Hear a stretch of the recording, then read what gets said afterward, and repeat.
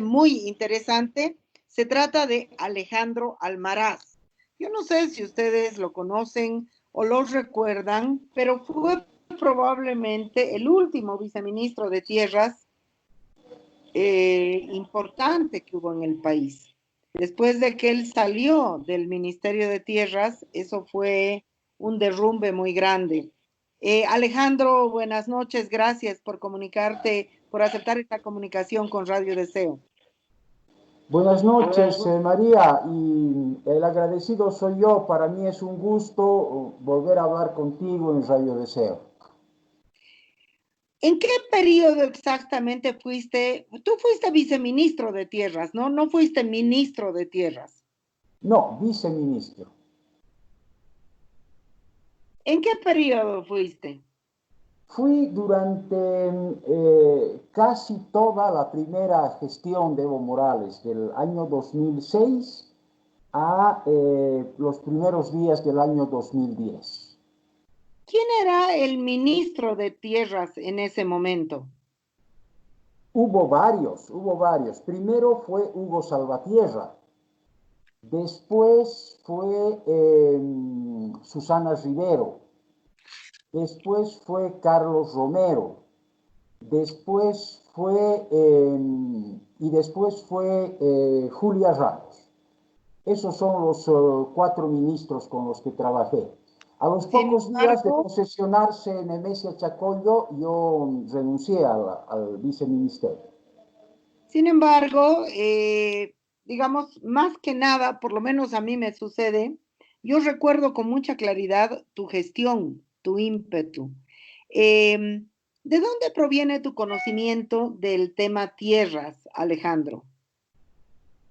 Bueno, es de muy larga data. Eh, el primer momento y decisivo para que yo me involucrara por el resto de mi vida en el tema tierras fue la Marcha por el Territorio y la Dignidad en 1990. En ese tiempo yo estaba haciendo mi servicio militar en esta modalidad que había antes, que era por compensación. Era un beneficio que se les otorgaba a los hijos de viudas no vueltas a casar, como era la situación de mi madre, de manera que uno podía hacer el servicio prestando sus servicios, valga la redundancia, profesionales. Entonces yo estaba haciendo esta labor como asesor del comando de la 9ª División de Ejército, en ese tiempo con asiento en Rurrenabaque, y ocurrió que un buen día llegaron a Rurrenabaque para hacer una información sobre la marcha indígena de la que yo ya estaba enterado, que venía avanzando desde Trinidad, 2 amigos míos muy apreciados que son Zulema Lem y Carlos Navia. Entonces, por ellos me enteré de una manera privilegiada, con una visión muy profunda, muy enriquecedora, no solamente de las demandas de esa marcha, sino de la problemática indígena. Luego tuve oportunidad de enterarme mucho más y asumí que esa era como pocas una causa plena de justicia. Y eso me motivó a involucrarme y desde entonces he trabajado siempre en diferentes situaciones, trabajando en varias ONGs, particularmente en el CEGIS, como director en su momento. Siempre he trabajado en la problemática agraria e indígena. O sea que cuando llegué al viceministerio ya tenía pues un par de décadas por lo menos dedicado al asunto. Estamos escuchando a Alejandro Almaraz. Él es ex viceministro de Tierras de la primera gestión de Evo Morales. Y ustedes pensarán, la gente que no le conoce, esta ha invitado a un masista. Pero resulta que Alejandro fue muy dura y muy dolorosa su renuncia y luego te convertiste en un crítico brutal del gobierno de Evo Morales. Primero contanos por qué renunciaste. Y luego contanos los núcleos principales de tu crítica a Evo Morales. Bueno, en cuanto a lo primero, muchos piensan, y creo que es de sentido común razonar así, que yo renuncié por mis diferencias, ¿no? Y creo que es correcto aclarar que no fue así. Yo en realidad, casi medio año antes de mi renuncia, le expliqué con mucho detenimiento al entonces vicepresidente García Linera que iba a renunciar por mi situación personal y especialmente familiar. Yo no pude llevar a mi familia, a mis hijas, por el colegio de mis hijas a La Paz, y ya estaba 4 años separado de ellas, viéndolas los fines de semana y ni siquiera todos los fines de semana. Entonces estaba pues debilitando tremendamente la relación con mis hijas y le expliqué que por esa razón yo iba a dejar, pero que había un equipo que funcionaba bien e iba a funcionar mejor sin que yo estuviera, cumpliendo lo que había que hacer de acuerdo a los lineamientos programáticos adoptados por el gobierno, tanto en el Viceministerio de Tierras como en el INRA, ¿no? Y una consideración adicional era que yo pensaba y sigo pensando que el cumplimiento de estas responsabilidades no debe ser indefinido, que las personas cuando se renuevan pueden dar lugar o generalmente dan lugar a que esa función que están cumpliendo más bien se refuerce, se vigorice, ¿no? Entonces 4 años ya era un aporte suficiente y habían condiciones para que otra persona pudiera hacerlo no igual, sino mejor que yo. Entonces eso ya estuvo adelantado meses antes a mi renuncia. Me pidieron que no renuncie, pero yo les expliqué que tenía que hacerlo. Era una obligación que tenía con mi familia. De manera que la ruptura con el gobierno se da bastante tiempo después, casi un año después, cuando se produce lo que a mi juicio fue la primera traición de Evo Morales al movimiento indígena, que fue dejar a los pueblos indígenas con solo 7 diputaciones especiales, circunscripciones especiales indígenas, vulnerando claramente, flagrantemente la constitución política del Estado, ¿no? O sea, no solamente que ese era un número inadecuado, por estrecho, por mezquino. Yo hice un trabajo en esos meses posteriores a mi salida del viceministerio con otros técnicos que nos permitió establecer que era perfectamente posible, sin generar el más mínimo conflicto, duplicar ese número de circunscripciones a 14, por lo menos. Igual y Además, ¿sí? todo era insuficiente, igual y todo hubiera sido insuficiente, Yo pero creo que sí era sí, ridículo. yo creo que sí, porque además, María, hay el antecedente de que Evo Morales les prometió Exacto. un incremento muy importante de esas circunscripciones, se hablaba de más de 20, cuando ellos, en el momento de la discusión del texto constitucional, cuestionaron eso, ¿verdad?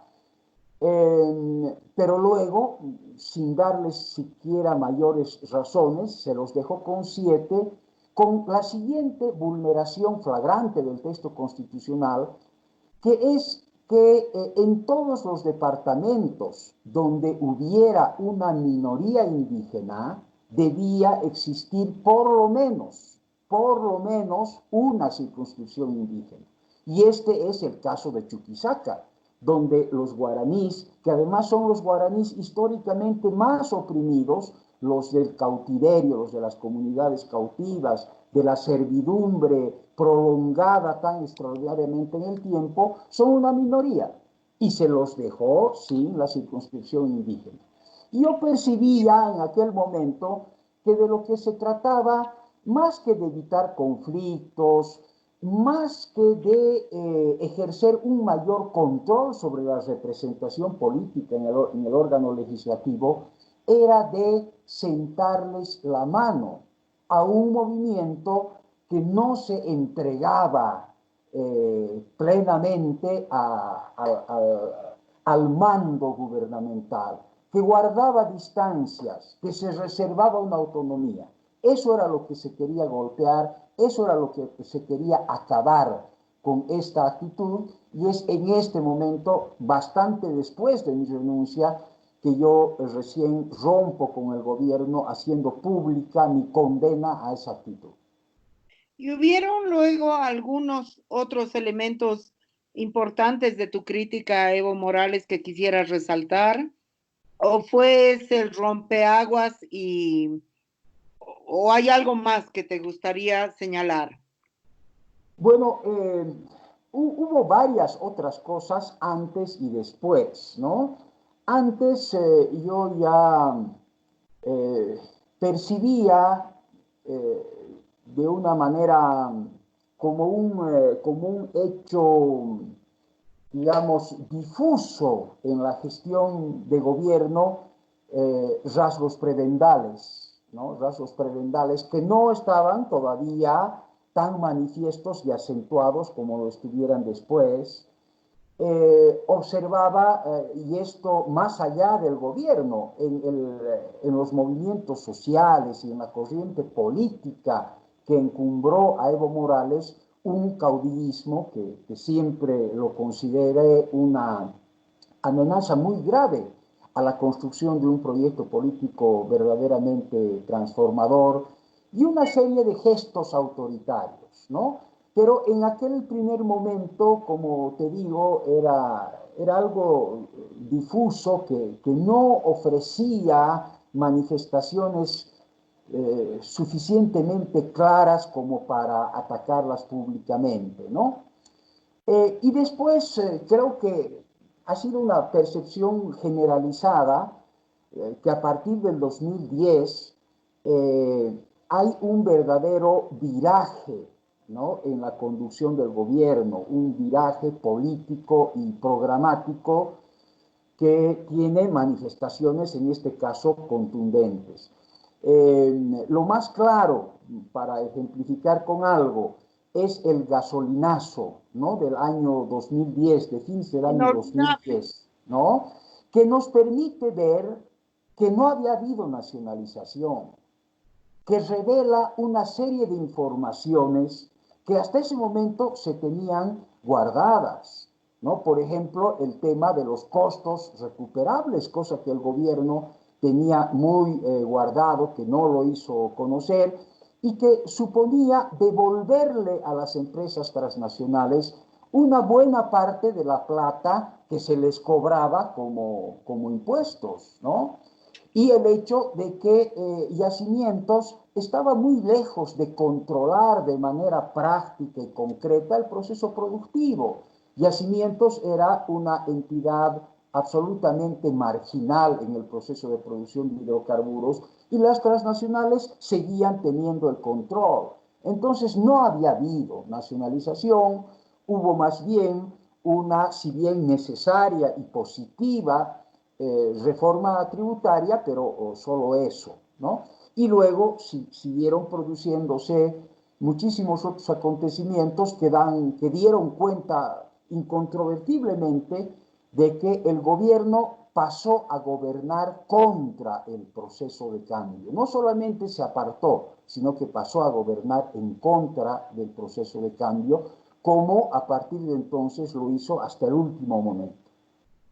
Estamos, perdón, estamos escuchando a Alejandro Almaraz, ex viceministro de Tierras, y como ustedes, de la primera gestión de Evo Morales, y como ustedes pueden escuchar, es un hombre crítico, un hombre con pensamiento propio. Nadie nos puede decir, ah, han invitado a un masista, porque hay mucha polarización en ese sentido, Alejandro.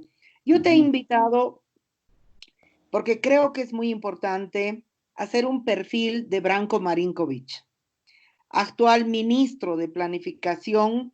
Es un hombre que no ha dicho nada en su discurso de posesión en el Palacio, porque parece que él no tiene nada que decir, sino que su sola presencia representa algo. Yo no me olvido que tú eres uno de los que lo enfrentó con mayor fuerza a Branko Marinkovic. Quiero que nos cuentes ese enfrentamiento, pero quiero que también nos digas desde tu conocimiento quién es Branko Marinkovic, porque Branko Marinkovic no es el personaje de la cuestión del Hotel Las Américas, sino que mucho antes de ese evento, tú pones a Branko Marinkovic en la escena pública. Así es, así es. Eh, Branko Marinkovic, yo diría que es un personaje paradigmático del nuevo latifundio que paradójicamente fue creado por la reforma agraria del 53, ¿no? Es un hecho bastante reconocido en el pensamiento social boliviano que la reforma agraria tuvo dos caras, como lo suelen tener, ¿no? En general las instituciones en nuestro país.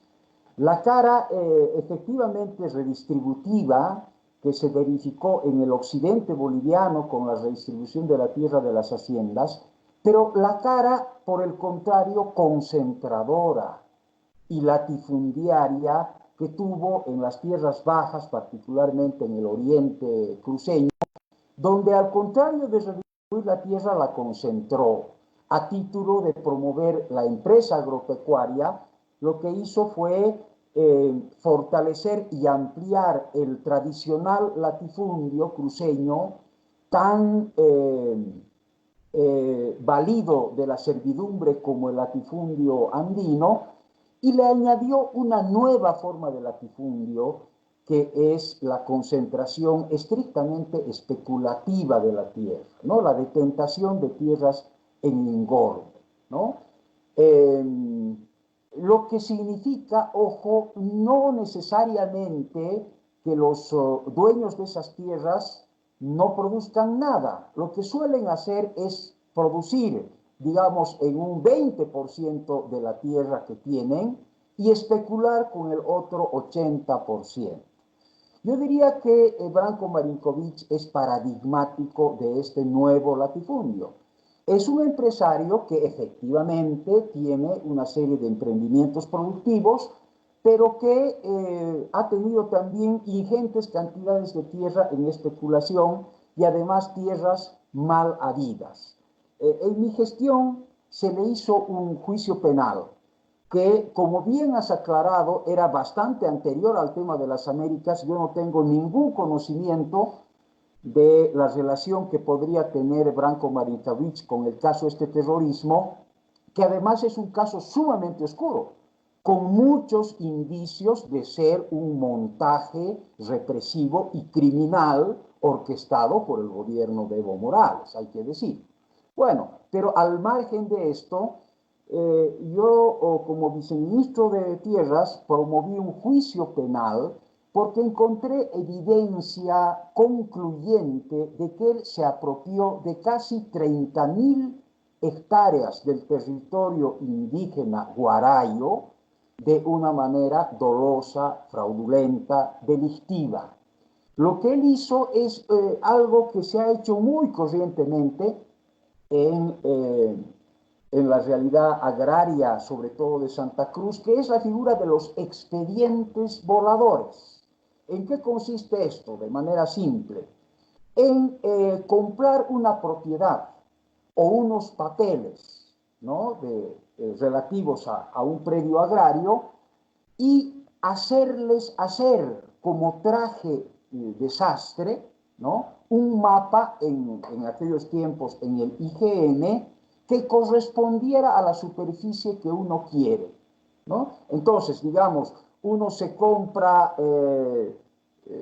200 hectáreas, supongamos, en los valles mesotérmicos, pero hace hacer el mapa de modo que esas 200 hectáreas caigan en la Chiquitanía, donde se apetece tener tierra. Eso hizo Branko Marinkovic. Demostramos, creo que con mucha claridad, el fraude.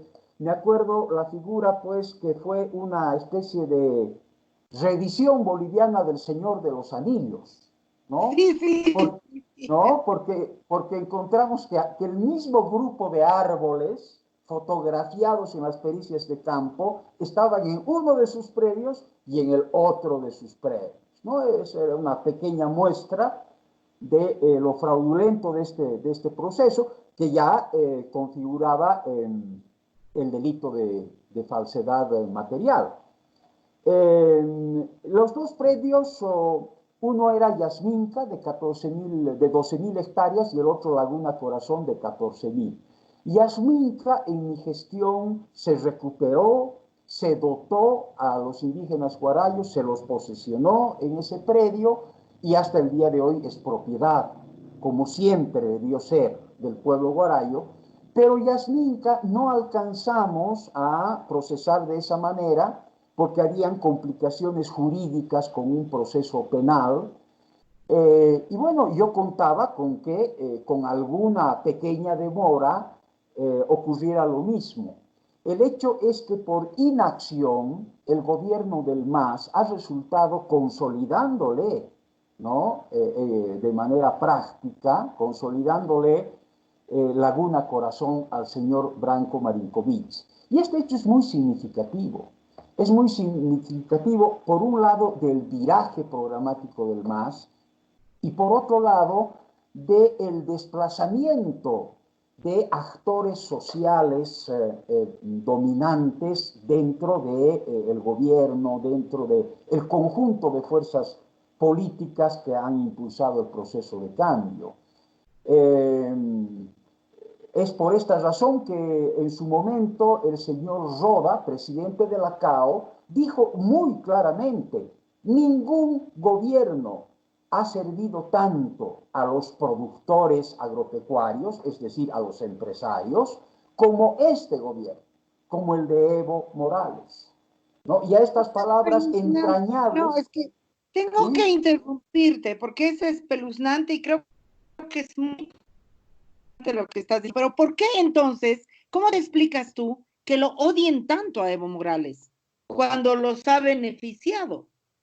Pero es que no lo odian, María, no lo odian. Bueno, estas palabras que te estoy transmitiendo son palabras de amor. Sí, sí, yo la... ¿No? En un acto público decir, ningún gobierno en la historia de Bolivia nos ha servido como este, eso es una declaración de amor. Y la CAO ha contrarrestado la movilización cruceña contra el fraude y contra el autoritarismo de Evo Morales todo lo que ha podido, hasta el punto de ganarse fuertes enemistades entre muchas organizaciones sociales del propio Santa Cruz, miembros del Comité Cívico Cruceño.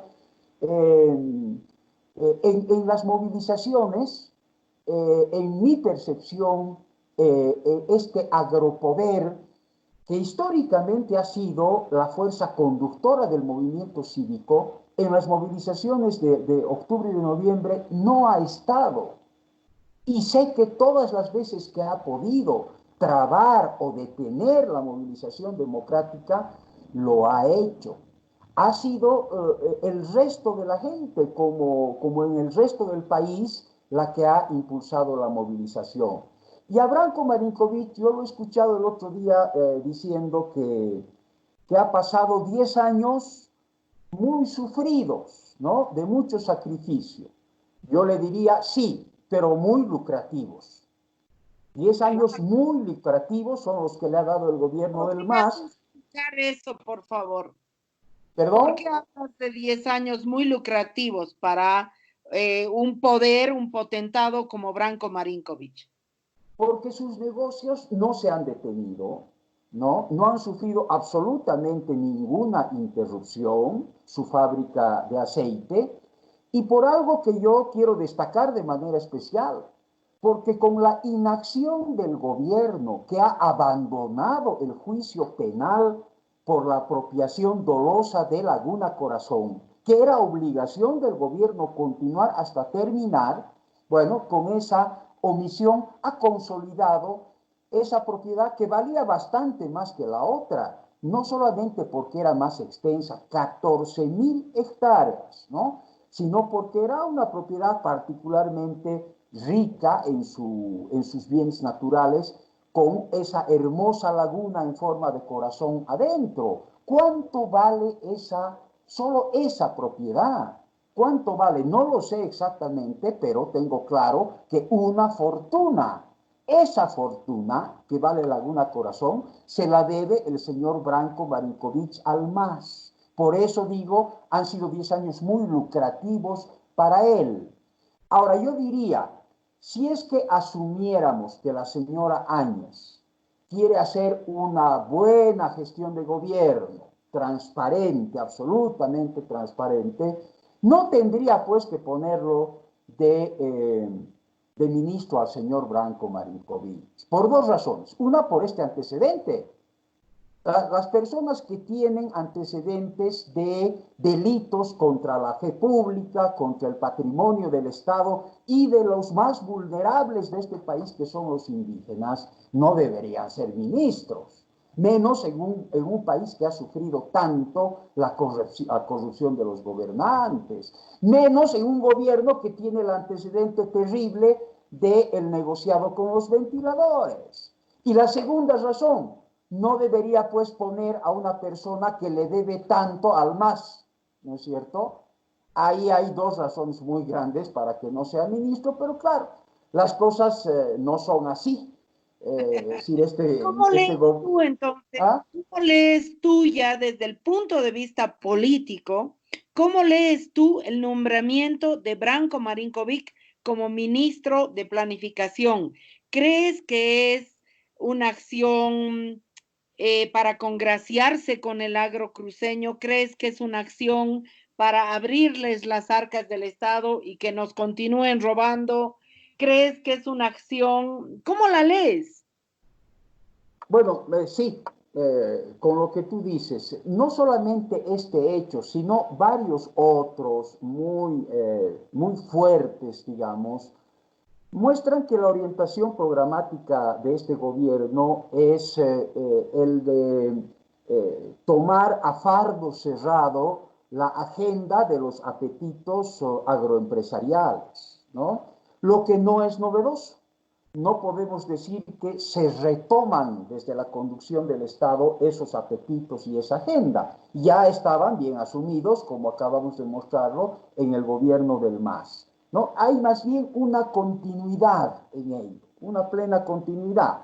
Y no se trata solamente de Branko Marinkovic, se trata, en primer lugar, de, pese a la demanda de toda la sociedad boliviana y en particular de la sociedad cruceña, la intensa demanda de abrogar el paquete normativo ecocida, las leyes y sobre todo los decretos que permiten y fomentan los chaqueos, no se lo hace.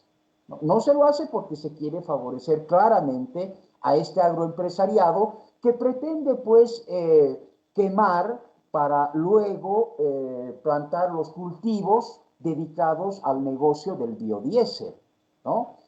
Tampoco se quiere proteger los bosques del Beni, que están siendo destinados igual a su destrucción para que ahí pueda crecer el ganado que permita exportar carne a China, ¿no? Un negocio verdaderamente infame contra los intereses ambientales de Bolivia y del mundo.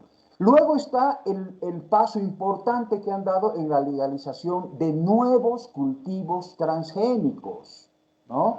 Con todos los cuestionamientos que hay en el país y en el mundo respecto a los impactos contaminantes de estos cultivos. Y hay algo que lo voy a decir, María, por primera vez, que todavía no se ha dicho públicamente. El gobierno de la señora Áñez ha puesto en vigencia una resolución que vulnera la disposición constitucional que limita la propiedad agraria a las 5.000 hectáreas, ¿no? Ha hecho una suerte de interpretación claramente violatoria de la Constitución, por la que se entiende que los 5.000 hectáreas, o sea, las 5.000 hectáreas son límite en un solo predio, pero que yo podría tener 4, 5 o 20 predios de a 5.000 hectáreas, lo que es una burla bastante grosera al precepto constitucional. Entonces, por todo esto está muy claro que este gobierno tiene este principal mandato programático. Este gobierno está para ocuparse, ¿no?, de los negocios del agroempresariado. Eso pues me queda muy claro. Eso mismo está haciendo con el señor Branko Marinkovic, aunque no habría que descartar que con él también esté queriendo quedar bien con los sectores más masistas de ese agropoder. Es algo muy difícil de entender, pero a pesar de la claridad de tus palabras. Alejandro, para cerrar, que te agradezco enormemente la precisión de todo lo que estás planteando. El país está en un momento muy difícil, nuevamente una polarización incluso de corte racista, clasista, regionalista. El país está en un momento muy difícil, un momento que desde mi óptica no se va a resolver con las elecciones.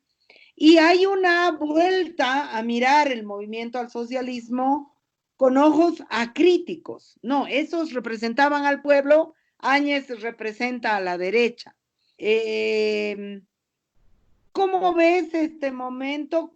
¿Qué es lo que quisieras aportar como análisis? ¿Qué es lo que quisieras decirle a la gente?